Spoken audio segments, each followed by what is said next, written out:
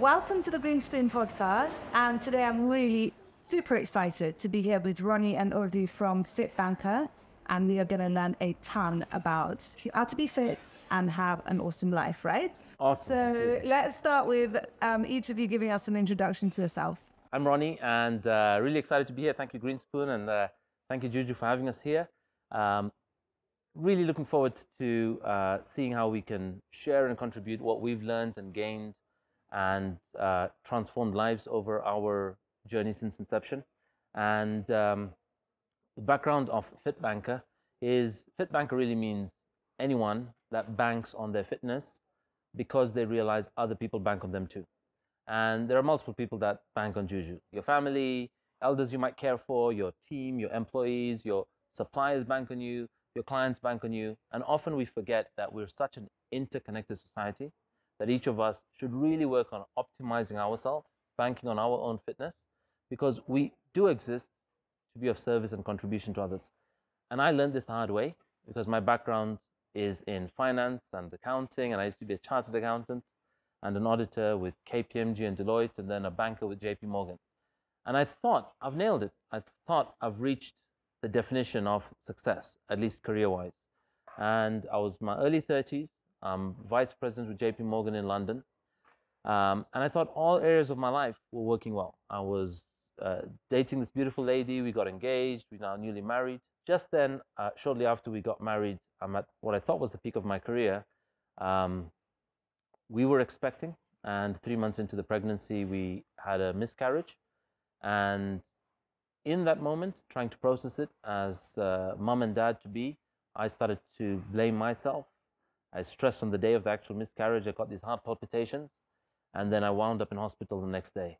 And you think you're successful till you realize, wow, I'm lying in a hospital bed. I have this beautiful, successful title, career, bank balance, salary, but all that meant nothing and was of zero help in the moment where I thought I could be 30 minutes away from going and, you know, leaving somebody here as a widow without a family.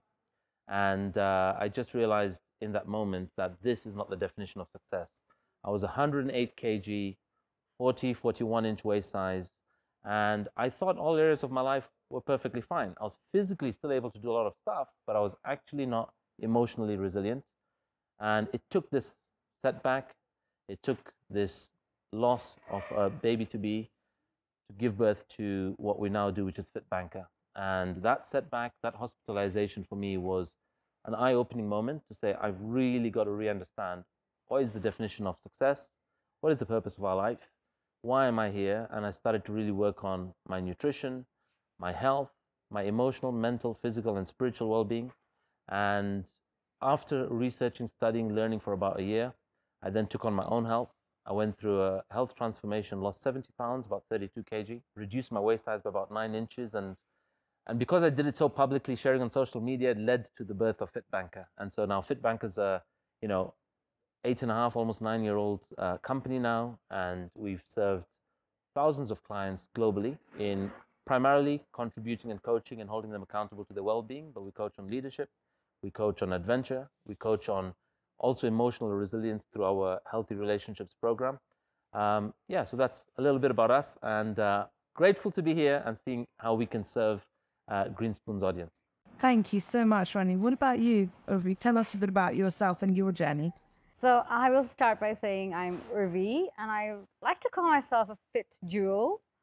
I'm a jewelry designer, and fitness has completely matched has put pieces of like your inner jewel, which is the most important thing. I'm a mom of 2, and after my second born she was 8 months, I kind of felt like I needed to do something because a couple of people kind of just put in my head, you're kind of looking chubby.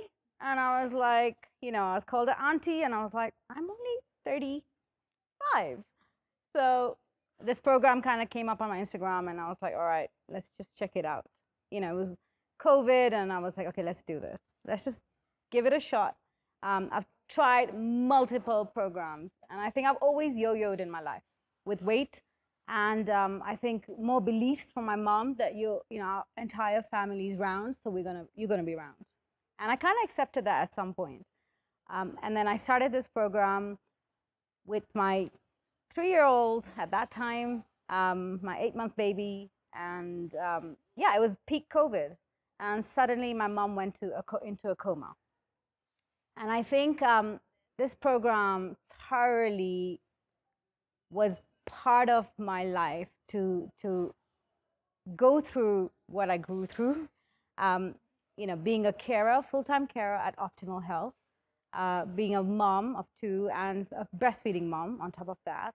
And I lost 8 kilos effortlessly without even doing, I think, stuff that I thought I shouldn't be working out, and all, I think, busting all the myths of, you know, you can't exercise without when you're breastfeeding, and all sorts of nutrition advice where Indian culture always says, have a lot of ghee and sugar and fats to give good milk to the baby. While this concept of protein and, you know, lean food and strong food, and I can see the difference in both the children.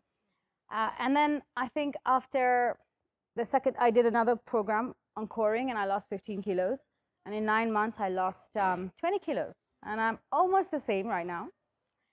It's been 3 years now with FITBANKER, and I'm a coach on the program, and encouraging well-being and lives, and transforming. The motto is transforming 1 billion lives, and that's what we are doing. So I think more than 250 families in Kenya and women have taken up the program, and globally, which is absolutely amazing because the norm changed, and the hope changed, and it's a fun way of living. So here we are, sharing more of what we can do effortlessly. Great. Thank you so much. And I think what's really important when it comes to this discussion, certainly from my perspective, and I love the whole banking on part of your brand, because I think where we go a little bit wrong sometimes, particularly as women, is that we think, well, I have to look a certain way. Yeah. Whereas I think what's much more powerful, in fact, as a driver, is to think, how am I going to feel in 10 years if I do this workout today? Yeah. Or how am I going to feel inside? Let's stop thinking all the time about aesthetics and outside, and think instead, like, am I nurturing? Am I going to be bankable? My whole community, my ecosystem, because I've looked after my body. So I really love that. And thanks for the introduction. So Ronnie, maybe you can just tell us a bit more about FITBANKER. How does it work? And what are these 6 pillars of optimal health? Cool. So FITBANKER, effectively, it's an education, and it's an education system that has you discover and live optimal health, and make it a lifestyle change that lasts a lifetime. Now, there are 2 parts to that. So firstly, you want to discover and create and ingrain in your life new habits and new routines, and we work on 3 main relationships. Your relationship to food. So when we say we love food, or we hate food, or that's my favorite food, or I dislike that, it's a relationship that we have with that food, that we think, I can't live without that, or I need that before bedtime, or I need that first thing in the morning. It's a relationship we have with food. We have a relationship with exercise. Oh, exercise is too time consuming, it's too busy. Or maybe you have a relationship called exercise is fun. Or you have, and then you have a relationship to yourself, which is, oh, I am genetically overweight, I am genetically fast, I am genetically not able to swim or run. And we talk of ourselves like we're a fixed, limited, finite object. So we work on those 3 relationships: relationship to food, exercise, and yourself. We transform your pre-existing, already existing view and perspective of food, exercise, and yourself to create new relationships. Once we've done that, the second part is, how do we make it last a lifetime? We need to move what you consciously get taught and learned about practices to do around movement, around nutrition, around sleep, around relationships, around mind-body connection, the 6 pillars, which I'll go over again. Once you understand how to redesign your 6 pillars of life, how do you make it sustainable? You move what you consciously learn to practicing or reinforcing, to move the conscious tools you've learned and practices and values and principles, to doing it so frequently that it becomes part of your subconscious. You then get out of bed daily not running your life any other way. You can't imagine going back to the old way, because you've really transformed your relationship to those 3 things, and you're experiencing living the benefits of it. So the 6 pillars of health, most people, if you ask them, hey, how's your health and what are you doing about your well-being, most of them will Firstly, they will tell you what they're doing about exercise. Some people with a slightly more than basic level of understanding of fitness or health will say, yeah, and my diet's good and my nutrition's good and my eating's good, which is when I was 108 kg, I told people I'm healthy. I eat organic, I eat fresh, and I'm vegetarian. So I thought those three things meant healthy. I didn't know that there was more to learn within that. I didn't know that you could eat organic, fresh, vegetarian, and be very unhealthy. You could find a lot of junk food in those three categories. I didn't know that. And then the third pillar we look at beyond exercise, nutrition is your sleep. And you could have the best exercise, you could have phenomenal nutrition. But if you compromise on your sleep, you will put your body in a certain stress response state to cope with the waking hours. No matter how good your nutrition and exercise is, you would just see a diminished return of the benefits. Beyond sleep, we look at mind-body connection, which is our body is a result, it's a byproduct. It's a byproduct of an internal emotional state. And our emotions are volatile. They go through phases and changes. And your emotion, literally what you think, how you feel, impacts biologically your hormones. Your hormones will trigger a set of processes in your body that will convert to your biology. So you need to really understand how to work on your emotional well-being so that your physicality is altered. But some of us emotionally, we have things like childhood trauma or a period of life where we went through heightened stress, like stress over work, stress in a relationship, breakdown in family. All those periods have an impact to our emotional state. The emotional state will impact our physicality. So we have a look at that in our program and say, hey, that phase of your life or this thing that's going on for you, this thing is completely disserving you. You need to look at how do you refine and work on prioritizing your emotional well-being so that you're not so at the effect of or triggered by all that other stuff going on in your life.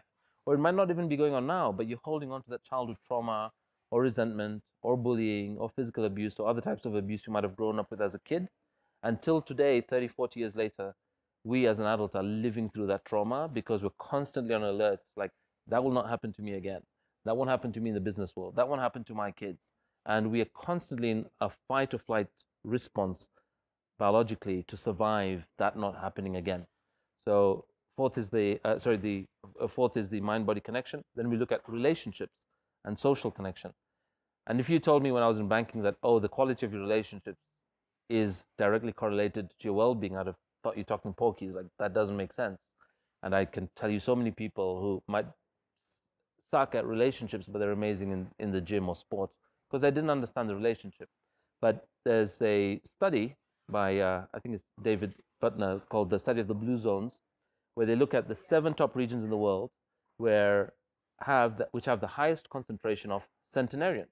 Now, how do they get to live to 100 plus years old? Well, what they found was that they live in communities and societies where they're so interdependent as a society. Hey, I'll do the milk run and you go and do the school drop-offs and I'll take care of the kids after school. And everybody played their role. And the role of those relationships and interdependency is what contributes to our well-being. And that was a common denominator in these top 7 regions. Not the food, not their exercise, but it was actually social connection. And so social connection and relationships, the quality of your team within a company, your team at home, your family, the quality of those relationships significantly contributes and influences our well-being. And if we can optimize that, because we of late have recently been sold the story of being independent, being independent, being independent once you move from dependency. But we should move from dependency to independence, and then from independence to interdependence. Like, leverage other people's strengths for what they're great at and identify what you're not so strong at so that you don't take charge of those, but you focus on what you're strong at. And together we create powerful teams that contributes to our well-being. Those are the 5 pillars. And the 6th pillar is what you do on a daily basis, is what you do when you spring out of bed every morning, connected to these 2 Sanskrit terms. One is called your swabhav, which means your nature, and your swadharma, which means your purpose. Are you doing that thing which is a match for your nature? So if I am a creative person, if I'm a people's person, if I love standing on stage or serving and selling to people, and you put me in an analytical role where I have to look at an Excel sheet all day and I have to crack numbers, but that doesn't match my nature, the only way I will yield result there is through some form of longer hours or hard work. And my body will communicate to me that now I've had to put your body into a fight or flight state to process result in that area. Not to say that either is wrong or bad or better or worse, but you have to find your nature and make sure you're in the role that matches your nature. If you're a strategic person, be in a strategic role. If you're a people's person, be in a team building or HR role. If you're an attention to detail person, an analytical person, be in a role that serves that. So understanding your nature and matching that to your role, and understanding your purpose, like, why do I exist? And this is what brings us to functional eating. Just as every food and every gram and every granule and every macronutrient in food has purpose within you, you too, or we, the human being, are also a functional molecule. We're a particle in a community, and we too are functional. So we will be of most service to our community, to our team, to society, when we eat functionally, but we also live our life purposefully and functionally. So those are the 6 pillars that we look at on your well-being. It's quite a holistic approach. It's an amazing approach, and I love it because I think we all forget that, exactly what you said before. Yeah. We just say, well, I'm eating the right kind of food, I'm doing my exercise, I should be fine. And what I noticed actually, like a couple of years ago, I was in a more heightened stress mode. Yeah. And every time the kids got sick, I got walloped, right? Yeah. And now I notice they get sick and I don't really get sick. Yeah. And I'm like, I'm absolutely sure it's because I've really worked on my stress levels. Yep. And brought them right down. So my immunity has a chance to flourish. Yep. Absolutely. The moment we go through 4 days or 5 days of stress or even compromised sleep, that's the first precursor to triggering a dip in our immune system. The immune system is a barrier that's kind of protecting you. The moment you let that guard down, we're going to be more susceptible to the regular cold, the flu, or whatever bug is in season at the moment, you know? Yeah. And since our shift, like things that were normal to me, waking up with having headaches, waking up with achy ankles and sore feet and feeling like you've been hit by a bus, that I thought was normal with age after my 30s. To not feel that now is like, was unimaginable then, but it's just phenomenal. Like, why is this not being taught to us as we go through our decades of how to adjust our lifestyle to match our purpose and our age and other changes going on in our life? So Urvi, can you tell us, because you've been through this transformation yourself, of those 6 pillars, which one was the most important in terms of the transformation? The most important was the mind, body, and social connection.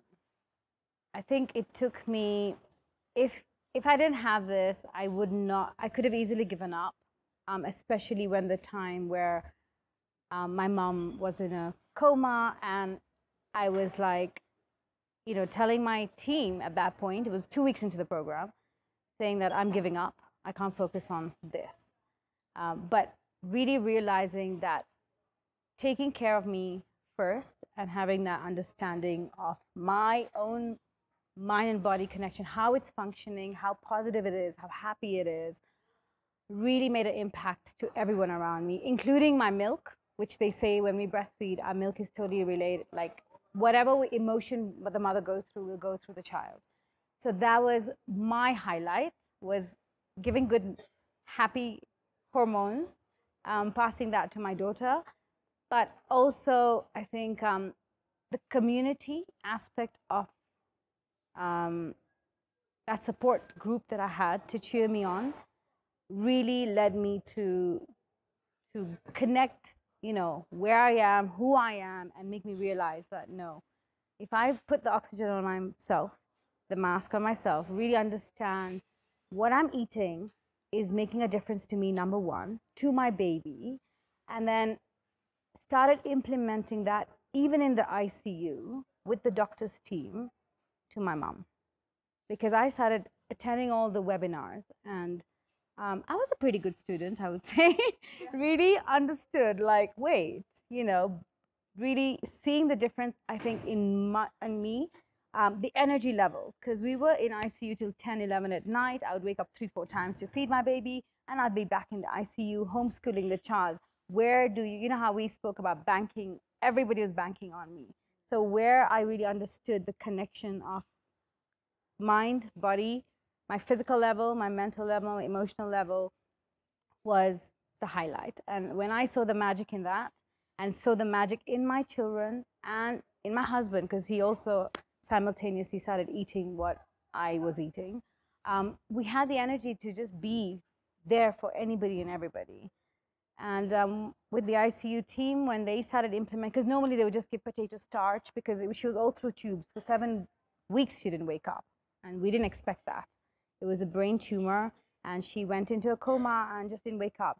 So I think really understanding food and what it's going to take to give her that, because they say they give it, but I really went now to the level of looking at the reports to see what are they feeding her. Because sometimes we take it for granted that ICU is doing the right thing or the doctors are doing the right thing.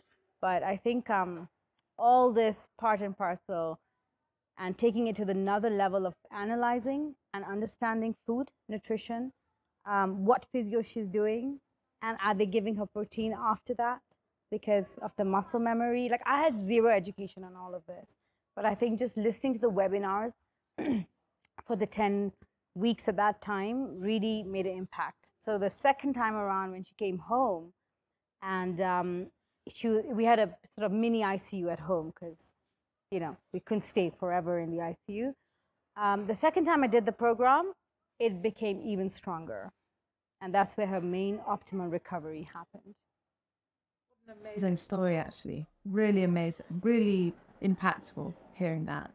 So when you talk about the food that was going into her tubes, and obviously, Ronnie, you've talked about food. How do you view food in this program? Like, what is functional? What's good foods that you advise people should be eating? What we look at firstly on our program is understand the history and the origin of food. Where did we start to eat what we eat today?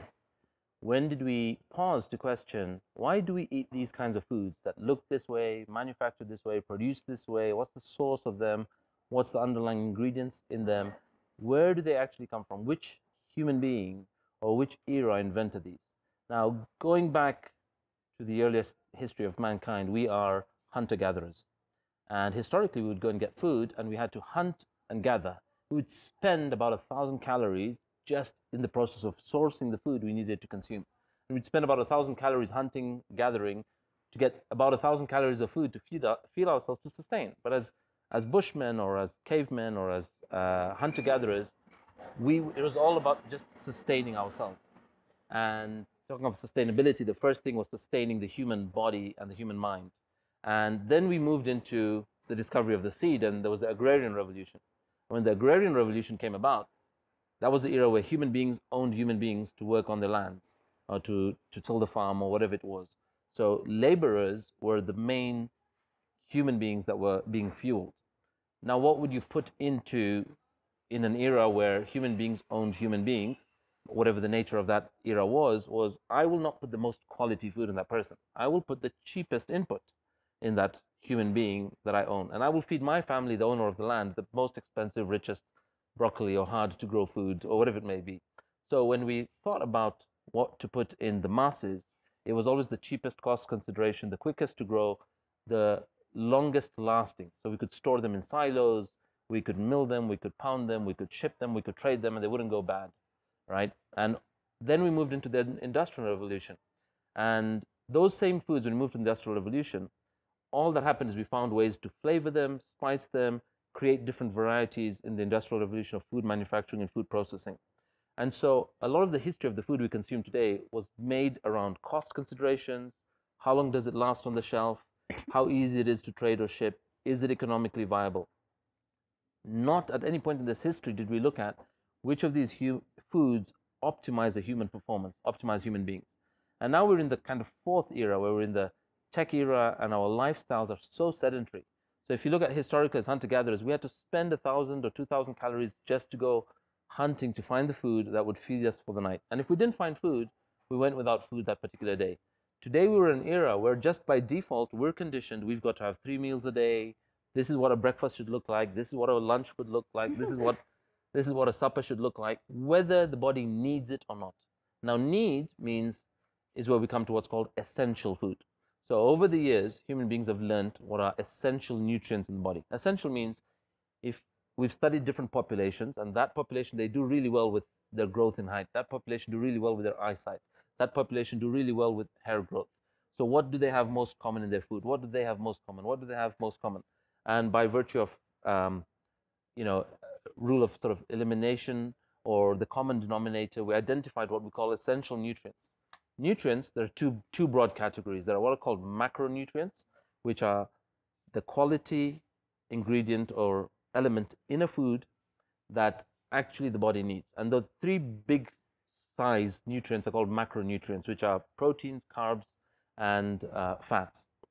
And the smaller ones that are essential, that contribute to things like nail and skin and hair growth and organ function, are called minerals and vitamins. Those are micronutrients.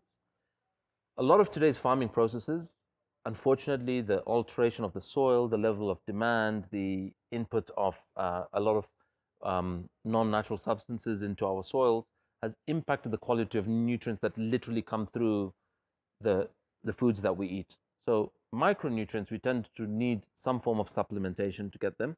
Macronutrients, most of us weren't taught which foods or how much protein do you need, how much carb do you need, how much fat do you need. And it varies from person to person. If you're today working out as a farmer on a field, you're doing the labor-intensive work, you will have very different calorific and macronutrient needs than I, as a banker, sitting in a bank, sat at a desk.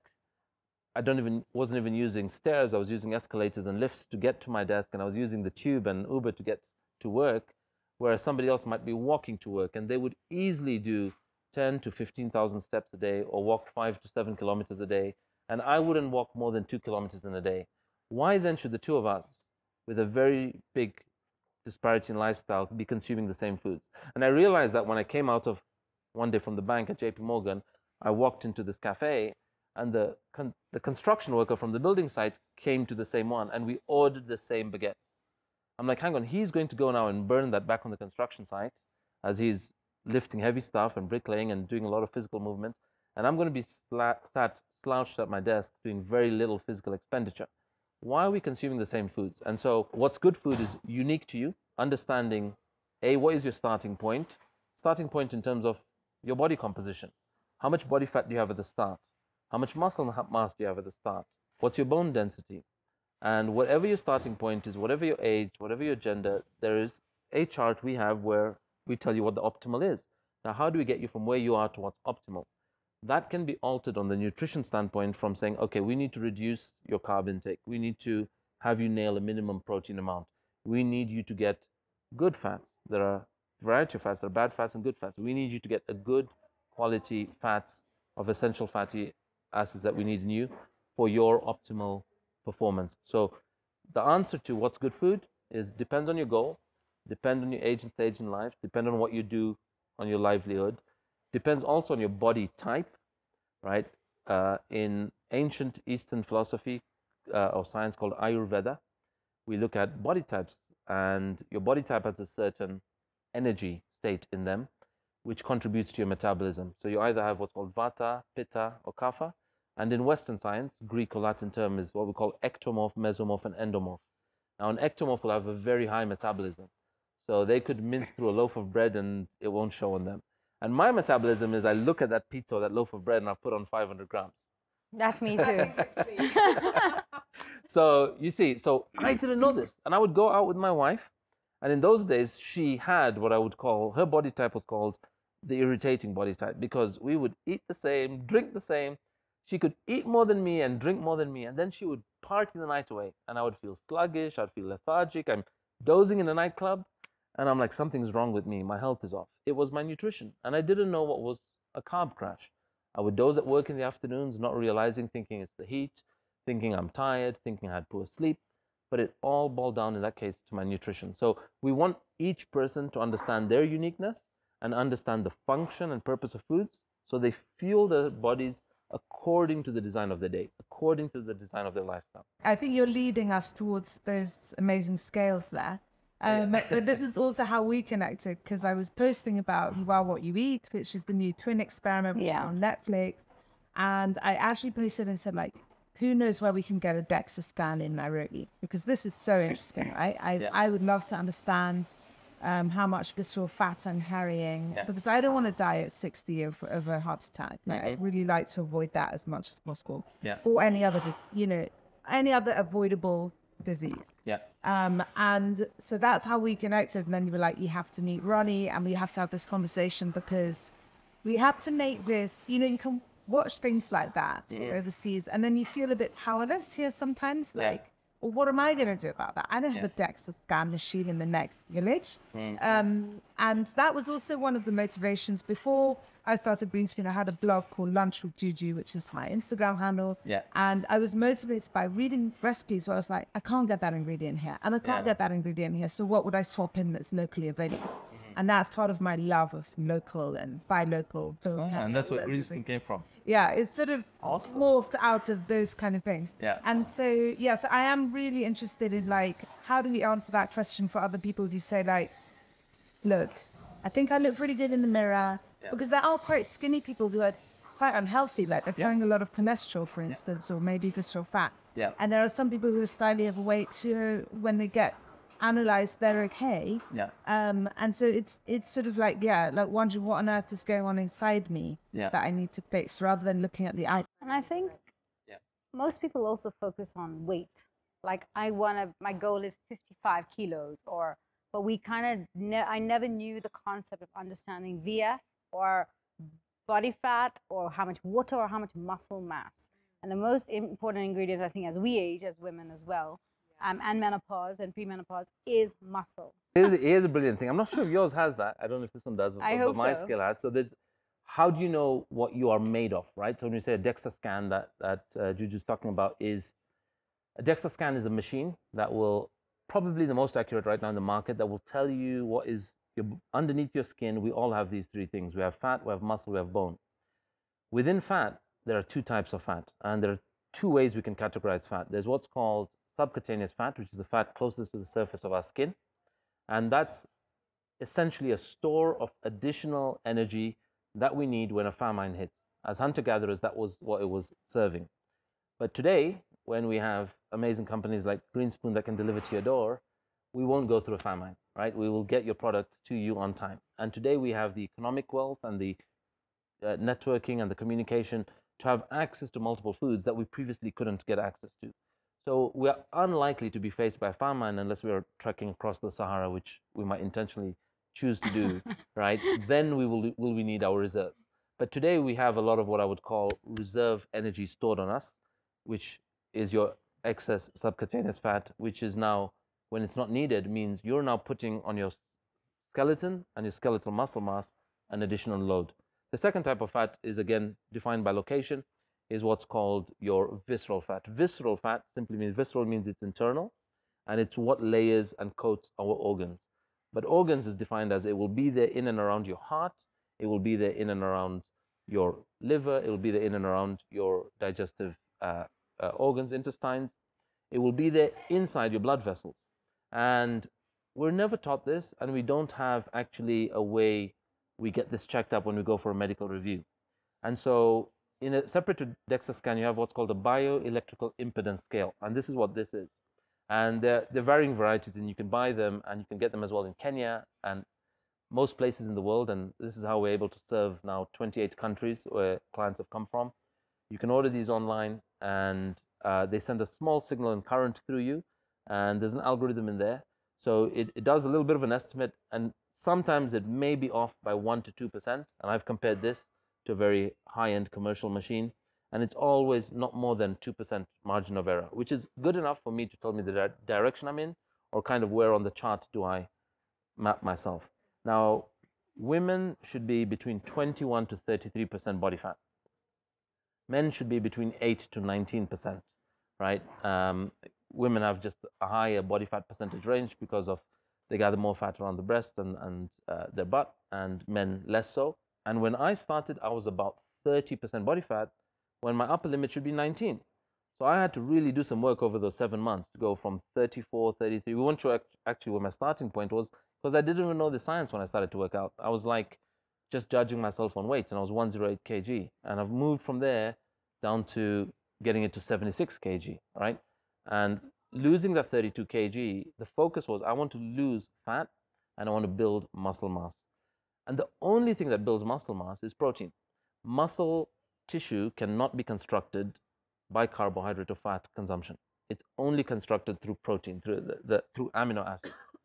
And so this is where, how does your functional eating, what do we need macronutritionally to meet the design of what we need to build or lose? So if you're trying to break down fat in your body, you definitely don't want to feed your body with the stuff that builds more fat. You want to deprive your body of that because you have an excess reserve. So you want to deplete the reserve, but how much do we deplete it by? Depends what the scale tells you. This is your starting fat percentage. This is optimal. Then create a unique plan to get you from, say I was 33% down to 19-ish initially. And I got down to 5.9% body fat.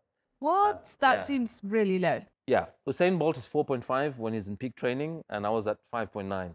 So that's called the athletic range. 4 to 8 is called your athletic range, and 8 to 19 is optimal health range. And ever since my transformation, I got into athletic range, then I've stayed in optimal for 8 years, and it's never gone out of it, right? And that's what we mean by making it that lasts a lifetime. And there is a sustainable, enjoyable way when we work on our relationship to that food. Okay.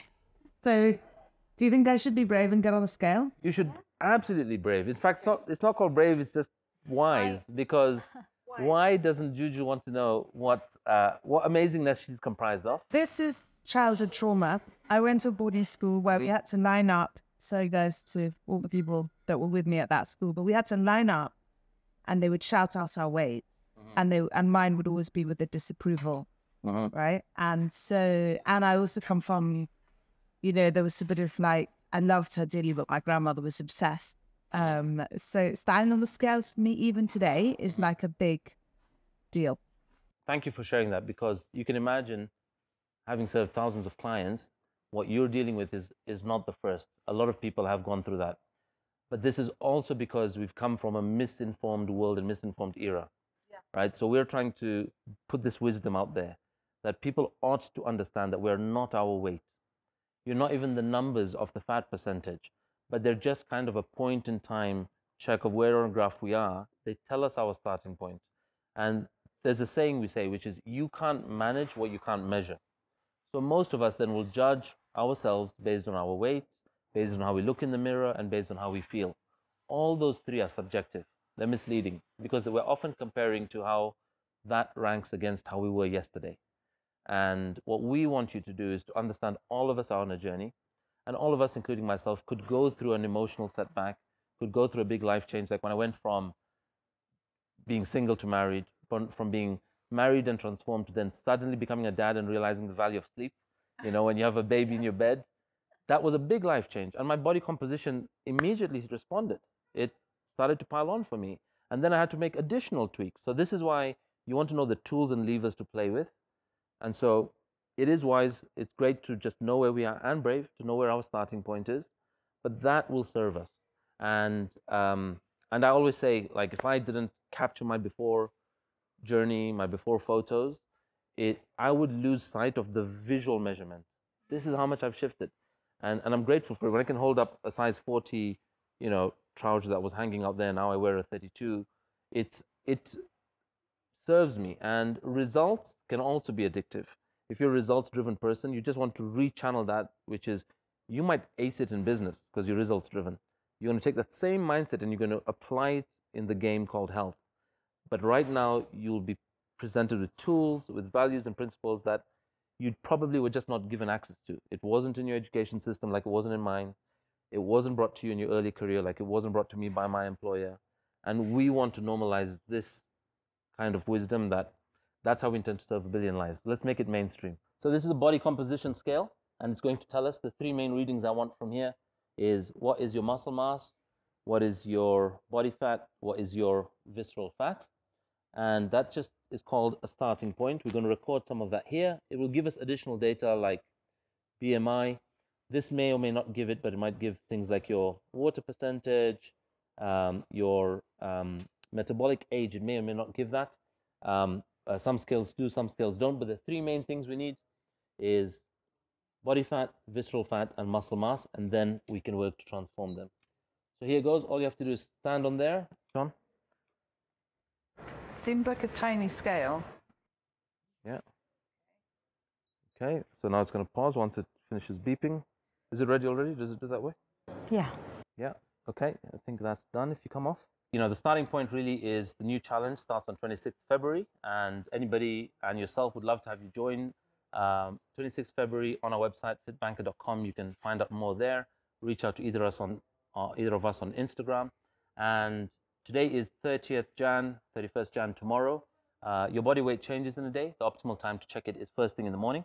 So I would recommend first thing tomorrow morning before you've eaten anything, before you do any walk or exercise, and after emptying your bowels and your bladder. Do a weigh-in, then take a photo, because we aren't our body image, but it is a great visual measure. A lot of people get confronted as well by that, but that's also got to do with our relationship with self, which we will transform on the program.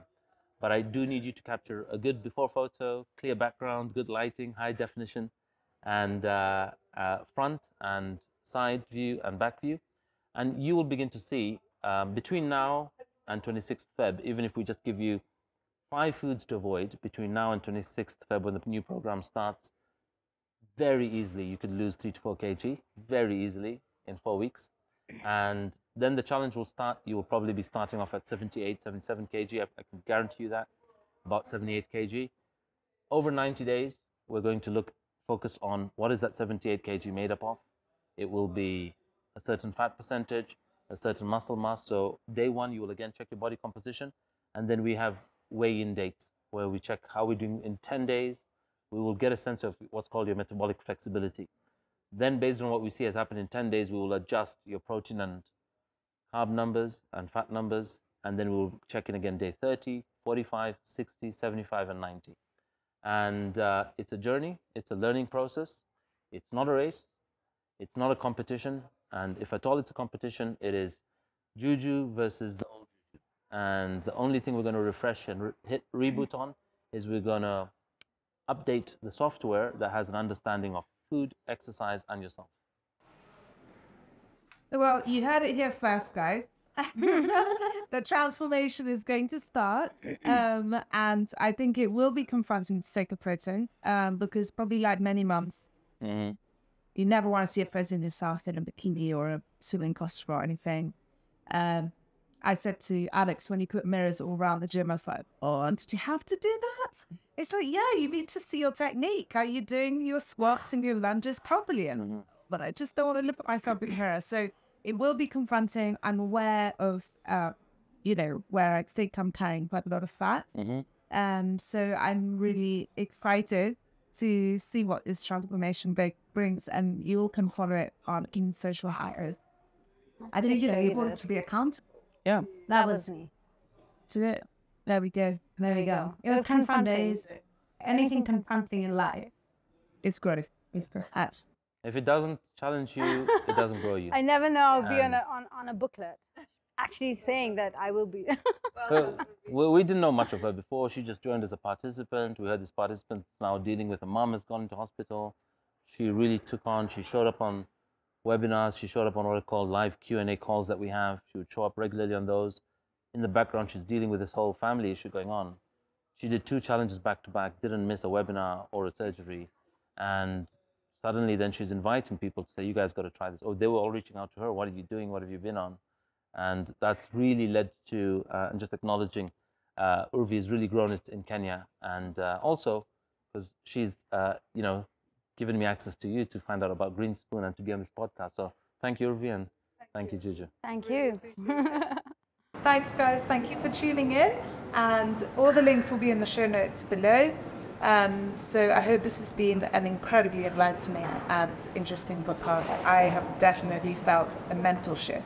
So that's the beginning of the transformation. Thanks, guys. Awesome. Thank you. Thank you.